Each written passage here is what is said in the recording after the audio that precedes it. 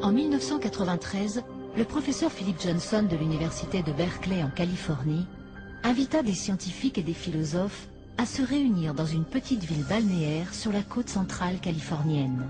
Des intervenants de Cambridge, Munich, Chicago et d'autres pôles universitaires participèrent à cette table ronde dans le but de réexaminer un sujet qui domine la science depuis 150 ans. Je pense que cette rencontre de Pajaroddin a été un moment décisif pour beaucoup d'entre nous. Chacun se posait des questions sur la théorie de l'évolution. Et chacun a apporté ses idées personnelles au débat, ce qui nous a permis subitement d'aborder les choses avec un regard tout à fait neuf. Ça a été pour moi une période très intense de ma vie. Il me semblait qu'il y avait là quelque chose de bien plus satisfaisant intellectuellement que ma perspective précédente.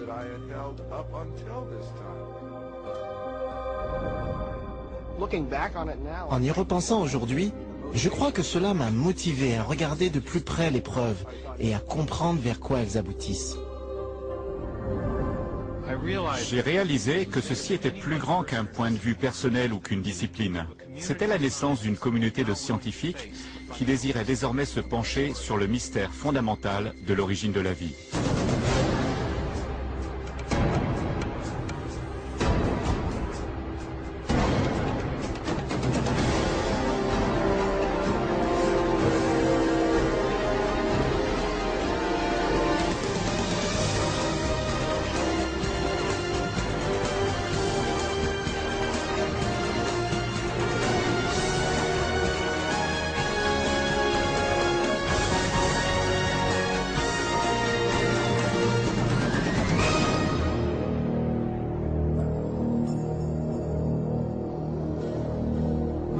Parfois je me demande pourquoi on s'attarde sur d'autres sujets, car celui-ci me semble de loin le plus intéressant. D'où venons-nous? Comment sommes-nous arrivés là?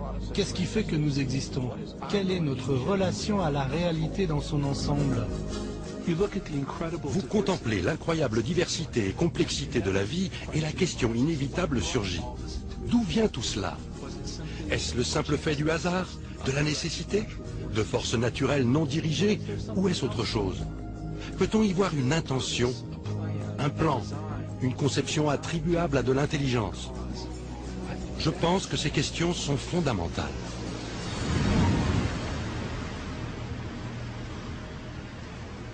Les scientifiques réunis à Pajaroddin se proposèrent de réexaminer le mystère de l'origine de la vie, étant donné qu'ils avaient tous des doutes importants concernant les idées évolutionnistes largement répandues. Parmi eux, le biochimiste Michael Behe se demandait comment des processus naturels avaient pu donner lieu aux structures très élaborées présentes dans les cellules vivantes.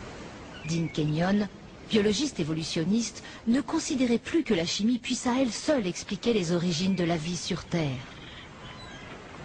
Stephen Meyer, Paul Nelson et William Dembski cherchaient une nouvelle approche pour expliquer l'origine des informations génétiques codées dans les organismes vivants. Ces scientifiques et philosophes commencèrent à formuler une alternative à la théorie centrale de la biologie moderne. Une théorie qui a pris naissance dans l'esprit du naturaliste anglais Charles Darwin.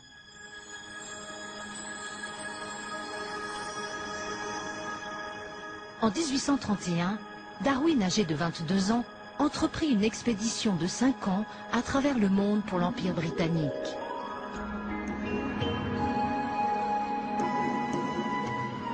Quittant l'Angleterre, à bord de l'HMS Beagle, il fit le tour de l'Amérique du Sud, puis remonta au nord dans l'océan Pacifique, vers les îles volcaniques des Galapagos.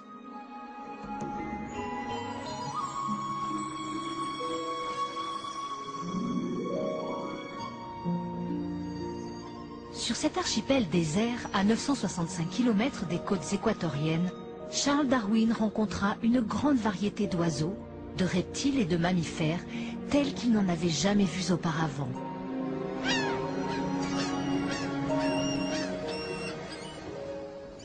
Pendant plus d'un mois, il étudia les plantes et les animaux, prit des notes détaillées et récolta des spécimens. Puis, il plia bagages pour ne jamais revenir.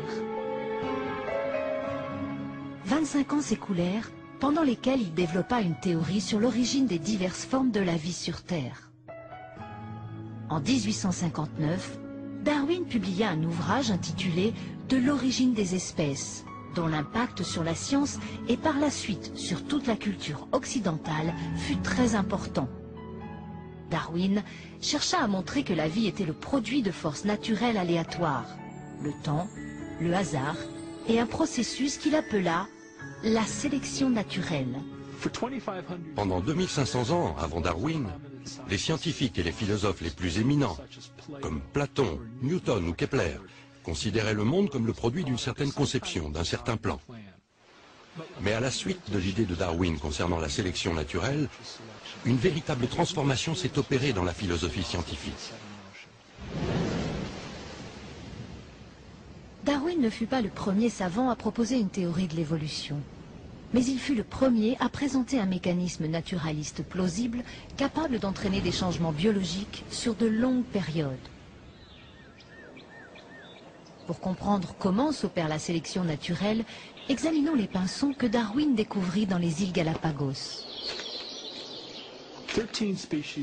13 espèces de pinsons vivent dans ces îles et diffèrent légèrement par la taille et la forme de leur bec.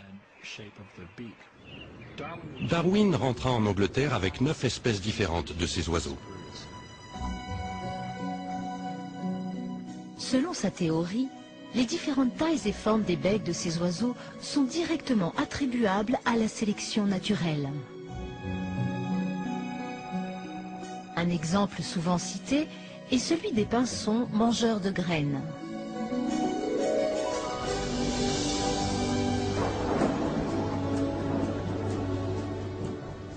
À la suite des grandes périodes de pluie, on trouve dans ces îles des petites graines moelleuses en abondance. Les oiseaux, à petit bec, peuvent facilement se nourrir. Mais pendant les saisons sèches, les seules graines disponibles sont enveloppées dans des coquilles très résistantes. Elles sont là depuis l'année précédente. Dans ces circonstances, seuls les oiseaux à bec large et acéré peuvent briser ces coquilles et s'alimenter. Ces oiseaux à bec large survivent parce qu'ils peuvent se procurer à manger, contrairement aux autres volatiles. Leur large bec leur offre ce que les biologistes appellent aujourd'hui un avantage fonctionnel. Les pinsons à petit bec, hélas, meurent de faim parce qu'ils ne peuvent accéder à la nourriture. Si la sécheresse perdure, ces conditions environnementales entraînent des changements dans la population des pinsons.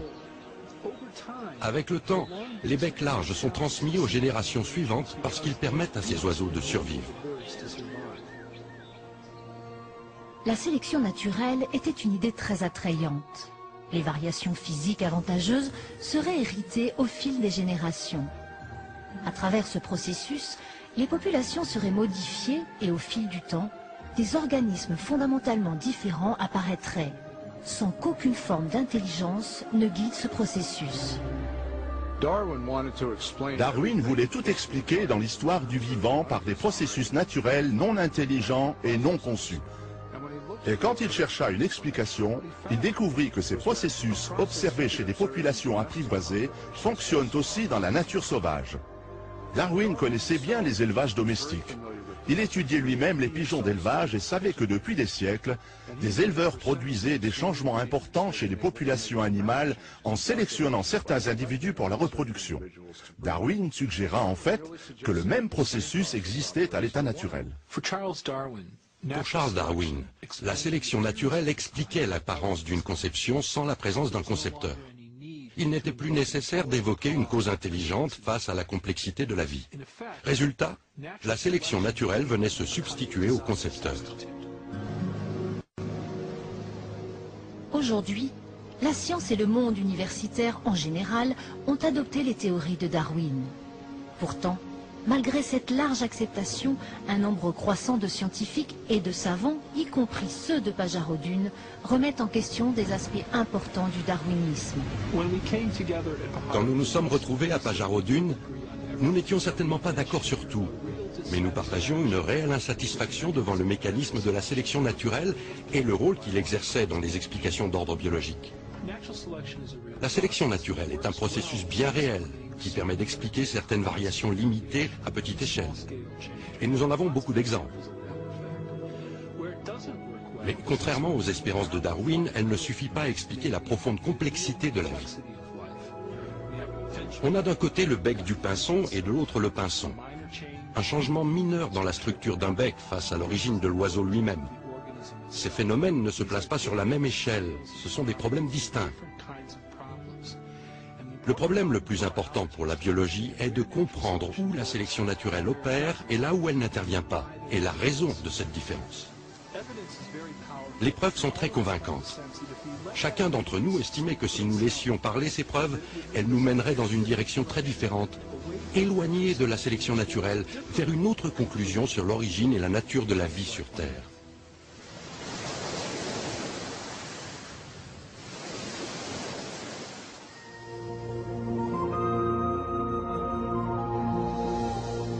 La sélection naturelle n'agit que par l'accumulation de petites variations successives. Elle n'avance jamais par de grands sauts rapides, mais lentement et sûrement, par petits pas. Il est vraiment intéressant de noter que plus nous en savons sur la vie et plus nous avons de connaissances en biologie, plus le darwinisme pose problème et plus la conception intelligente apparaît. Depuis 1988, le docteur Michael B.E. étudie des systèmes biologiques complexes qui semblent défier les explications basées sur la sélection naturelle. Pendant longtemps, j'ai cru que l'évolution darwinienne expliquait tout ce que nous observons en biologie. Ce n'est pas parce que j'y voyais une explication, mais plutôt parce qu'on me l'avait dit. On m'a appris la biologie darwinienne à l'école. Et à l'université, je baignais dans une atmosphère où l'on supposait que cette théorie fournissait des explications à la biologie. Et là encore, je n'avais aucune raison d'en douter. Il y a 10 ans environ, j'ai lu un ouvrage intitulé « Évolution, une théorie en crise », écrit par un généticien australien, Michael Denton. Il avançait, contre la théorie de Darwin, de nombreux arguments scientifiques que je n'avais jamais entendus jusque-là. Et ces arguments semblaient plutôt convaincants. À ce moment-là, j'ai senti monter en moi une frustration, parce que j'avais l'impression d'avoir été conduit sur une fausse piste. J'avais devant moi une série de très bons arguments. J'avais décroché un doctorat en biochimie, je faisais partie du corps enseignant, et pourtant ces points de vue m'étaient totalement inconnus. À partir de ce moment, je me suis intéressé de près à la question de l'évolution, et j'ai choisi de ne plus considérer les processus darwiniens comme la seule explication à la vie. Le scepticisme de Michael B.E. découlait en grande partie des découvertes de la biologie moderne sur le composant fondamental de la vie, la cellule. Au XIXe siècle, du vivant de Darwin, les scientifiques pensaient que l'unité fondamentale de la vie, la cellule, n'était qu'un simple globule de protoplasme, un morceau de gélatine ou quelque chose de facile à expliquer. Cette idée est demeurée plus ou moins inchangée jusqu'au début des années 50. Mais pendant la deuxième moitié du XXe siècle, notre connaissance de la cellule a totalement explosé.